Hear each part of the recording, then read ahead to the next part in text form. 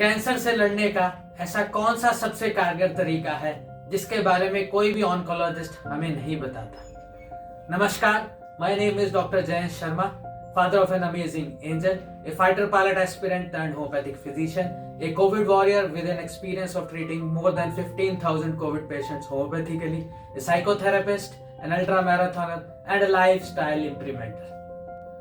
मुझे गुलाब जामुन बहुत पसंद है और आपको भी जरूर मीठा बहुत पसंद होगा, और ऐसा है तो आप जोर से बोलिए आई लव शुगर। रिपीट कीजिए इस सेंटेंस को, I love sugar. So does cancer cells. Cancer cells normal cell की मात्रा में बहुत अत्यधिक अमाउंट में शुगर कंज्यूम करते हैं। इसी शुगर को यूज करके वो अपने बिल्डिंग ब्लॉक्स बनाते हैं और नए सेल प्रोड्यूस करते हैं ताकि वो अनकंट्रोल्ड रूप से ग्रो करते रहें। बट प्रॉब्लम ये है कि मैं, आप और हमारे नॉर्मल सेल्स 1, 2 या 3 गुलाब जामुन खा के रुक जाते हैं, बट कैंसर सेल्स को रुकना नहीं आता। वो अनलिमिटेड अमाउंट में शुगर खाते रहते हैं। इसी इफेक्ट को ऑटो वारबर्ग ने 1924 में डेमोन्स्ट्रेट किया था, जिसके लिए उनको नोबेल प्राइज भी मिला था। इस इफेक्ट्स को यूज करके हमने कैंसर के लिए बहुत इंपॉर्टेंट डायग्नोस्टिक टेस्ट बनाया है जिसका नाम पेट स्कैन है।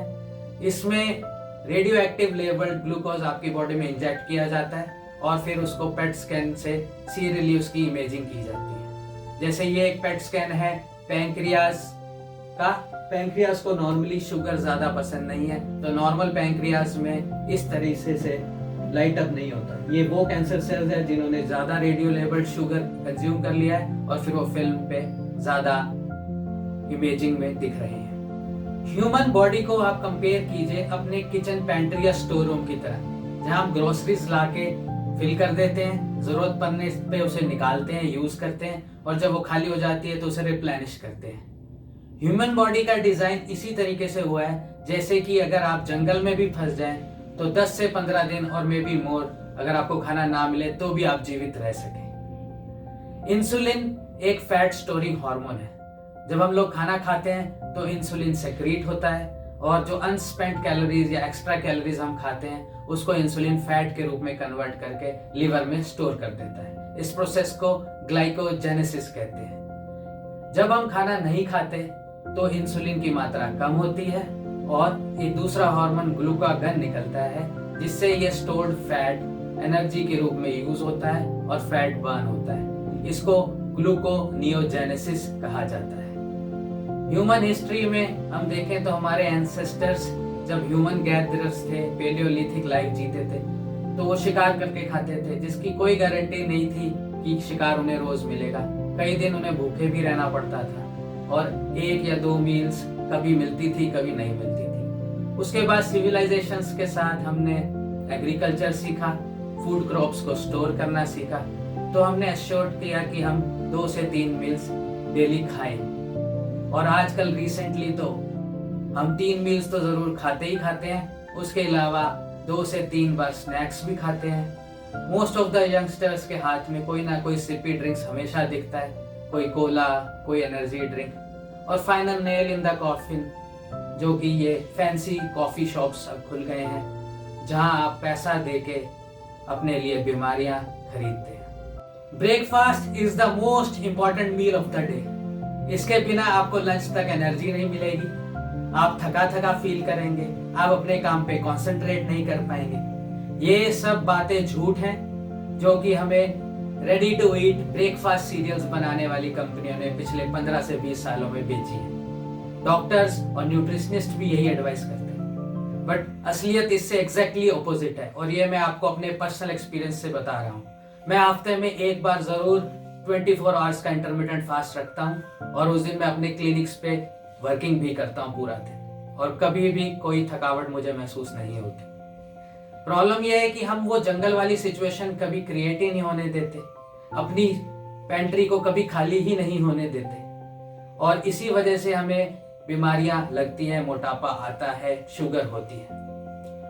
इंटरमिटेंट फास्टिंग सिर्फ मोटापे से या शुगर से बचने का तरीका नहीं है, बल्कि ये एक बहुत ही इंपॉर्टेंट प्रोसेस ऑटोफेगी को भी ट्रिगर करता है। ऑटोफेगी वो एक कारगर प्रोसेस है जिससे हम कैंसर, ऑटो इम्यून डिजीजेस और और न्यूरोडिजेनरेटिव डिजीजेस से बहुत ही कारगर रूप से लड़ सकते हैं और अपनी एजिंग को भी स्लो डाउन कर सकते हैं। बट इंटरमिटेंट फास्टिंग में बहुत से लोग बहुत से मिथ करते हैं, बहुत सी गलतियां करती हैं। इसके बारे में बहुत से मिथ्स प्रचलित हैं। उन्हीं के रिगार्डिंग हम आज डिस्कस करेंगे इस वीडियो में। जिस तरह से आजकल के न्यूट्रिशनिस्ट इंटरमिटेंट फास्टिंग को एक नया फैड बताते हैं, एक नई टेक्निक बनाते हैं, ऐसा कुछ नहीं है। सनातन हिंदू धर्म जो कि एक जीवन शैली है, सिर्फ धर्म नहीं, जो ये सिखाता है कि एक लंबी स्वस्थ जीवन शैली कैसी होनी चाहिए, उसमें व्रत रखने की, फास्टिंग की प्रथा हजारों सालों से प्रचलित है।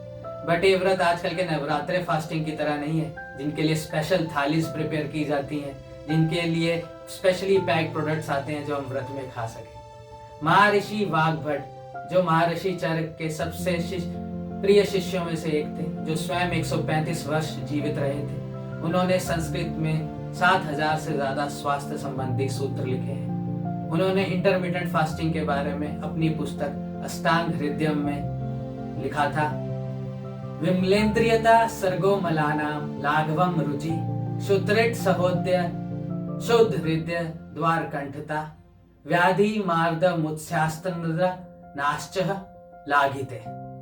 कितने सुंदर तरीके से उन्होंने एक ही सूत्र में इंटरमिटेंट फास्टिंग के अनेकों बेनिफिट्स यहाँ लिख दिए हैं। इससे आपकी इंद्रियां साफ होती हैं, आपके टॉक्सिन्स बॉडी से निकलते हैं, आपका माइंड क्लियर होता है, आप बीमारियों से बचते हैं, आपका डाइजेशन इंप्रूव होता है, आप ब्लोटेड फील नहीं करते और आपका वेट लूज भी होता है।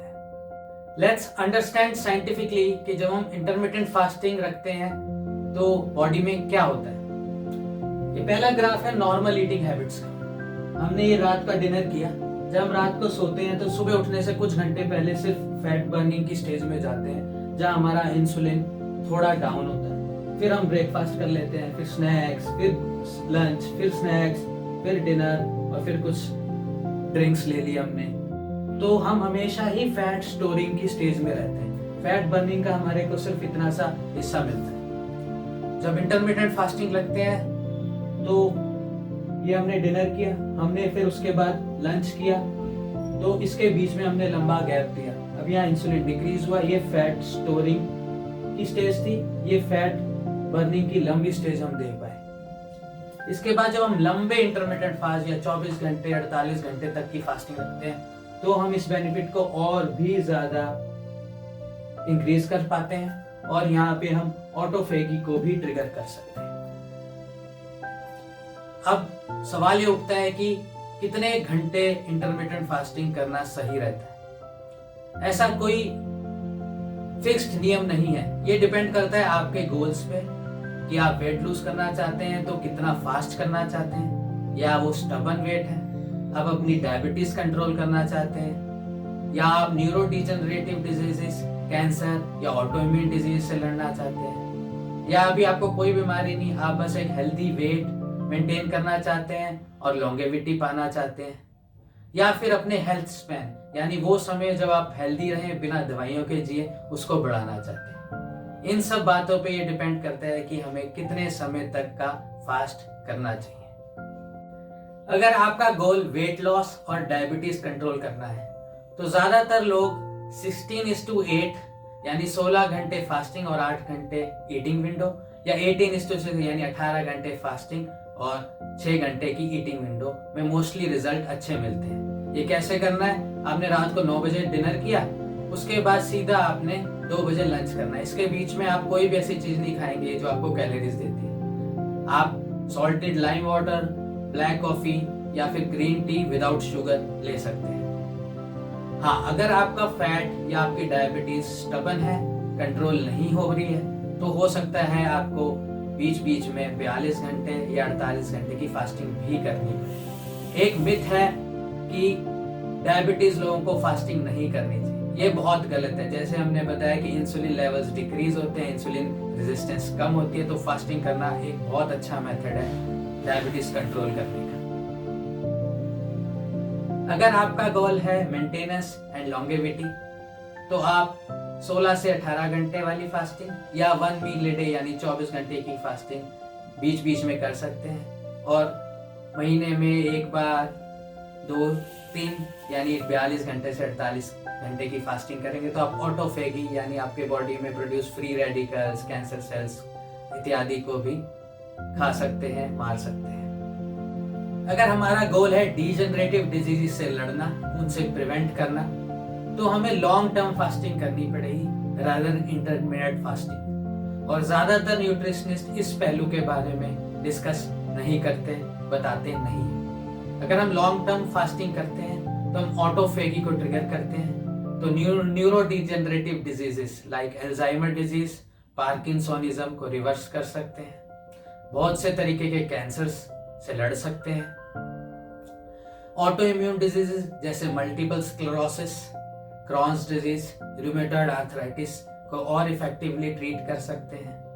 अपनी इम्यूनिटी को बढ़ा सकते हैं, अब रेगुलेट कर सकते हैं, और ये एंटी एजिंग यानी एजिंग को भी स्लो डाउन या रिवर्स करने की ताकत रखता है। जब हम लॉन्ग टर्म फास्ट करते हैं तो इंसुलिन तो गिरता ही है, लेकिन जैसे जैसे बॉडी फैट यूज कर चुकी होती है तो 24 घंटे, 48 घंटे या 3 दिन के बाद हमारी बॉडी को एनर्जी की सोर्स चाहिए, और जब हम उसमें ग्लूकोज या कार्बोहाइड्रेट्स नहीं देते तो वो प्रोटीन की सोर्सेज से एनर्जी प्राप्त करने लगती है। ऑफ कोर्स प्रोटीन का सबसे अच्छा सोर्स मसल्स है, बट हमारी बॉडी इतनी परफेक्टली डिजाइन है कि वो हेल्दी ह्यूमन टिश्यू की जगह पहले degenerative dead human tissue disease cells से अपनी एनर्जी प्राप्त करती है, और इसकी वजह से उसको अपने इम्यून सिस्टम, मैक्रोफेजेस एंड डब्ल्यूबीसीज का एफिशिएंसी को बढ़ाना पड़ता है,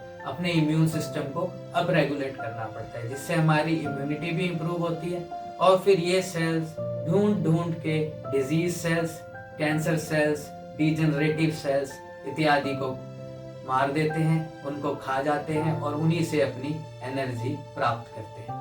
हमारे नर्वस सिस्टम का अपने टॉक्सिन्स को और डेड टिश्यूज को क्लियर करने का मैकेनिज्म बहुत पुअर है, और इसी वजह से न्यूरो डिजेनरेटिव डिजीजेस जैसे parkinsonism, Alzheimer's disease, multiple sclerosis जैसी बीमारियों के खिलाफ हमारी मेडिकल साइंसेज में बहुत ज्यादा ब्रेक थ्रू रिजल्ट्स नहीं है। और इस प्रोसेस को यूज करने से, लॉन्ग टर्म फास्टिंग करने से हम इन सब बीमारियों से और इफेक्टिवली लड़ सकते हैं। इवन कैंसर की लड़ाई में भी ये बहुत कारगर है। फास्टिंग 2 मैकेनिज्म्स यानी इंसुलिन रेजिस्टेंस को कम करना और ऑटोफेगी को ट्रिगर करना, जिसमें डिटॉक्सिफिकेशन, रिसाइक्लिंग, ग्रोथ हार्मोन और फैट बर्निंग, इन सब की वजह से फास्टिंग बहुत सी अनेकों बीमारियों से हमें बचा सकता है, इनसे लड़ सकता है, जिनमें मोटापा, sugar, diabetes, fatty liver, cholesterol, heart diseases, neuro degenerative disorders, immunity को बढ़ाना, एंटी एजिंग एंड लॉन्गेविटी जैसे अनेक बेनिफिट्स हमें पता है।